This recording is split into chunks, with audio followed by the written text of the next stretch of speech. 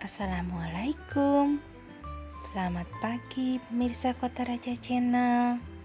Bapak-bapak, ibu-ibu, adik-adik, serta anak-anakku yang dirahmati Allah. Baik, hari ini Kak Santi akan berbagi tentang tips menulis cerita anak. Tapi sebelumnya ada kisah dulu nih. Cerita Kak Santi sendiri, judulnya Luli Rindu Lulabi. Nah, kalian tahu enggak Lulabi itu apa? Lulabi adalah nyanyian yang sangat lembut, yang sangat menenangkan hati, dan biasanya sering dinyanyikan oleh ibu kita pada malam hari. Dan itu biasanya membuat kita sangat mengantuk. Luli kangen sekali dengan Lulabi ibu. Tapi ibu dan adiknya sekarang entah di mana. Maka Luli pun menyusuri lautan mencari ibu dan adiknya. Ia bertemu dengan kuda laut dan ikan-ikan yang sedang bermain. "Hai Luli, mampir sini dong bersama kami. Kami sedang bermain petak umpet nih," seru kuda laut. "Aduh, maaf. Aku sedang buru-buru dan tidak bisa bermain sekarang." "Memangnya kamu mau kemana, Luli?" "Aku mencari ibu dan adikku yang sudah hilang beberapa purnama." "Oh begitu. Aduh, maaf ya Luli. Kami cuma bisa mendoakanmu supaya kamu bisa bertemu dengan ibu dan adik kamu."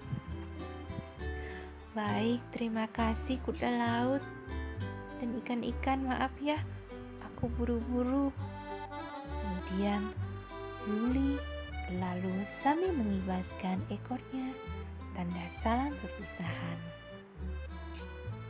Di tengah perjalanan, ia bertemu dengan seekor ikan pari yang meminta tolong. Tolong, aku terjepit, tolong, sakit sekali." Kemudian Luli menengok ke arah siapa yang minta tolong itu. Wah, ternyata ikan pari itu memang benar terjepit. Maka Luli pun merasa iba. Dia berhenti berenang dan menghampiri si ikan pari. Lalu dengan sekuat tenaga, ia berusaha menggeser batu yang menghimpit itu. Geser, geser, geser. Nah, akhirnya batu itu bisa tergeser. Dengan berat tubuh Luli yang cukup besar, batu itu mampu tergeser sehingga ikan pari menjadi bebas. Terima kasih ya, sudah mau menolong aku, sudah mau mendengarkan teriakanku tadi." "Sama-sama, ikan pari. Nama kamu siapa?" "Namaku Pipi ikan pari." "Dan kamu?" "Aku Luli, si ikan lumba-lumba. Tapi sekarang aku buru-buru, aku harus pergi mencari ibu dan adikku." "Oh, semoga cepat ketemu ya Luli. Hati-hati Luli." "Iya, kamu juga hati-hati, jangan sampai terjepit lagi." Maka kemudian Luli mengibaskan kembali ekornya, tanda perpisahan.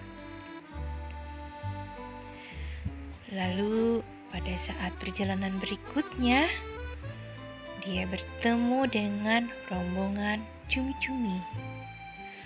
Cumi-cumi itu terus mengikutinya dan berteriak kepadanya, "Hei, kamu kemana?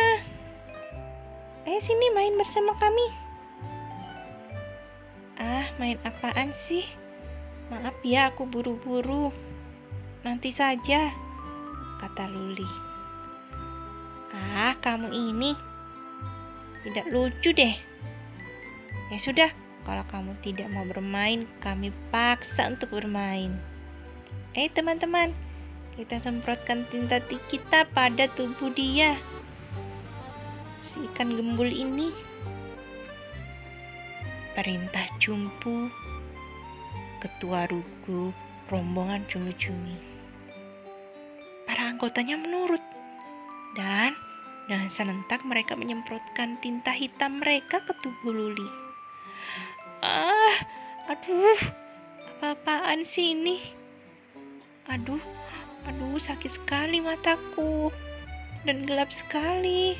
Bagaimana ini? Aku harus menemukan jalan untuk menemukan ibu dan adikku. Hehehe, kamu lucu deh kalau begitu. Rasain.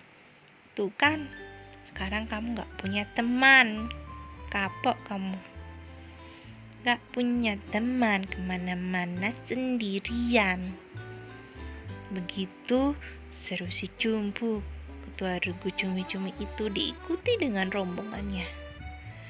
Namun Luli tidak peduli dan dia berusaha membebaskan diri dari gumpalan tinta hitam yang menyelimuti dirinya.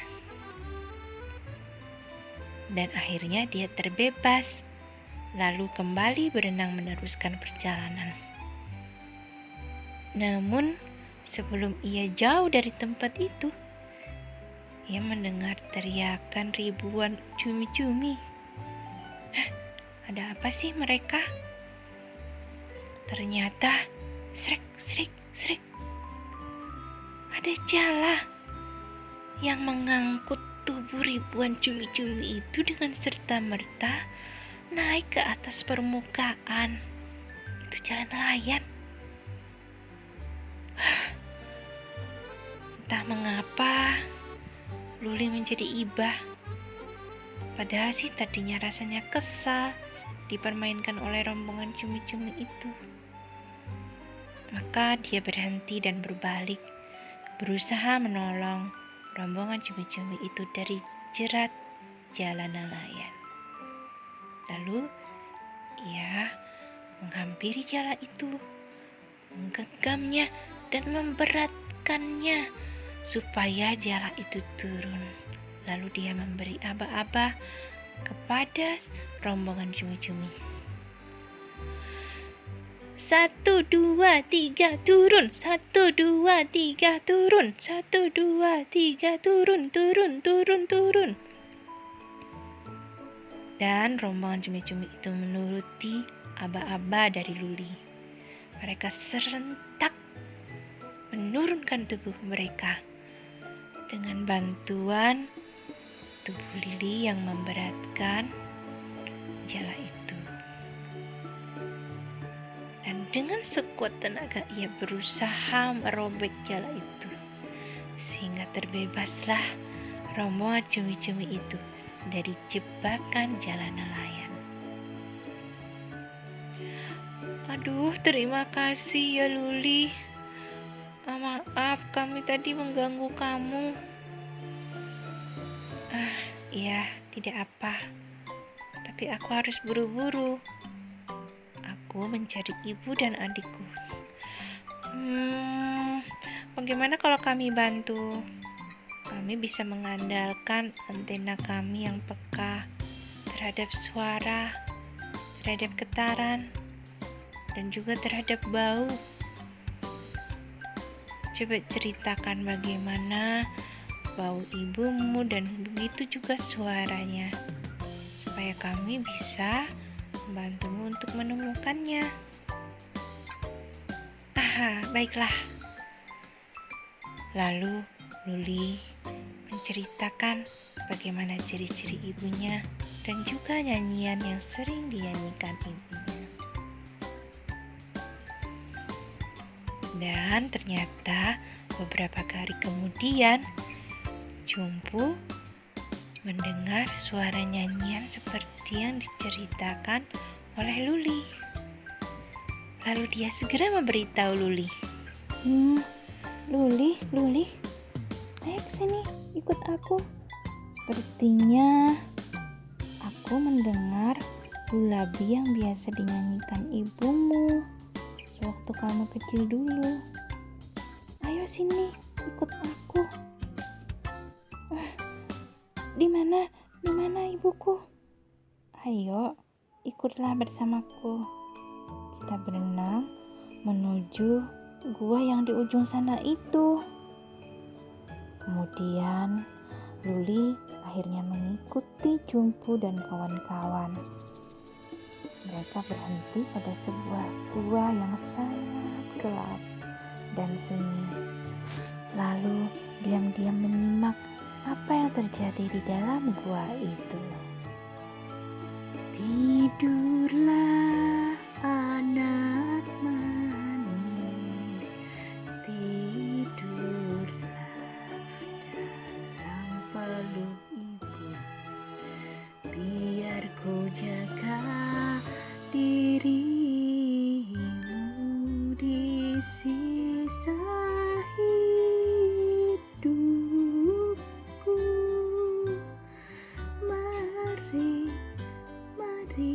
Mari berdoa dulu untuk Kakanda Luli, agar ia sehat sejahtera dan bisa bertemu lagi di sini atau di surga nanti.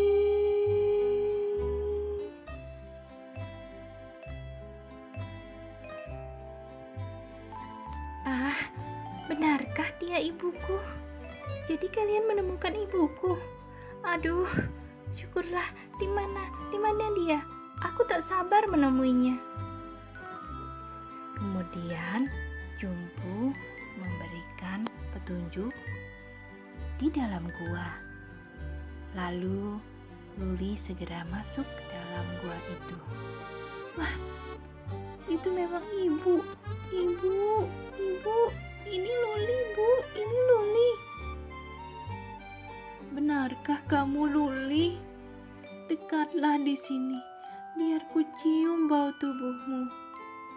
Luli tanpa ragu mendekat dan memeluk ibunya.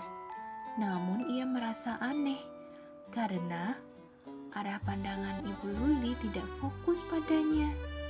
Matanya berubah menjadi tua dan berwarna abu-abu. Benar cahayanya seperti meremang. Namun ibu Luli membalas pelukan itu dengan sangat erat. Air matanya jatuh satu persatu. Ibu kenapa? Kenapa mata ibu? Ibu buta, Nak. Ibu terkena racun yang disebar oleh nelayan. Untunglah adikmu tidak. Saat itu ibu mendekap erat adikmu sehingga selamat dari cairan itu.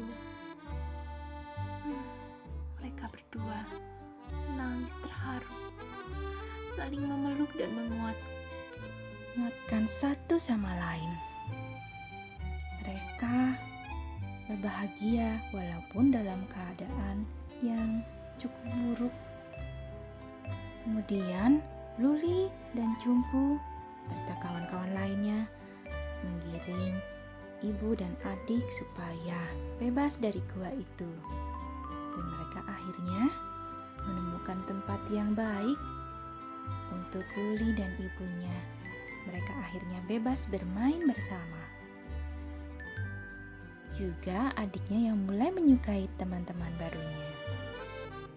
Tidak ada yang berani mengganggu mereka lagi. Wah, semua itu pastinya berkat kesabaran dan sifat penolong Luli ya.